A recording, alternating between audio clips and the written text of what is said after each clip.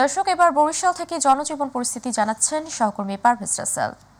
দীর্ঘদিনের আন্দোলন এবং চলমান কারফিউ পরিস্থিতি শিথিল হওয়ার পর আজ সকাল ৯টা থেকে টানা একবারে বিকেল ৫টা অবধি পর্যন্ত চলছে সেই চলমান শিথিল যে কারফিউর পরিস্থিতি। বর্তমানে আমি বরিশাল কেন্দ্রীয় নতুলাবাদ বাস টার্মিনালে রয়েছি। সেই পরিস্থিতিটা যে আসলে জনমনে স্বস্তি ফিরে এসেছে দীর্ঘদিন বদ্ধ থাকার পরে আজ যে সাধারণ মানুষ রাস্তায় এসেছে এবং তারা কিন্তু তাদের যে বন্ধ থাকায় যে কার্যক্রমগুলো সেগুলো চালিয়ে নিচ্ছে।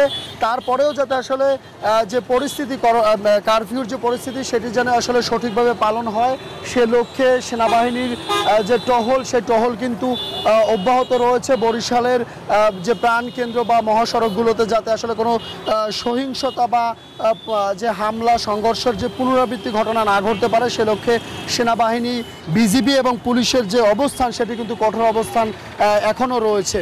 পাশাপাশি এই কারফিউর পরিস্থিতিটা শিথিল হওয়ার কারণে সাধারণ মানুষের মাঝে অনেকটা স্বস্তি ফিরে এসেছে।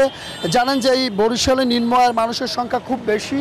তারা এটা নিয়ে তাদের কাছে একটা দুর্ভোগ ছিল। খেটে খাওয়া মানুষগুলো বারবার কারফিউ পরিস্থিতি দেখতে রাস্তায় চলে আসছে এবং এই কারফিউ পরিস্থিতি যাতে আসলে বড় ধরনের সহিংসতা বা বড় সংঘাতে আবার রূপ নিতে না পারে সে লক্ষ্যে কিন্তু বরিশাল মেট্রোপলিটন পুলিশ গত কয়েকদিনের টানা গ্রেপ্তার করেছে, যার সংখ্যা রয়েছে প্রায় ১০৫ জনকে তারা গ্রেপ্তার করেছে।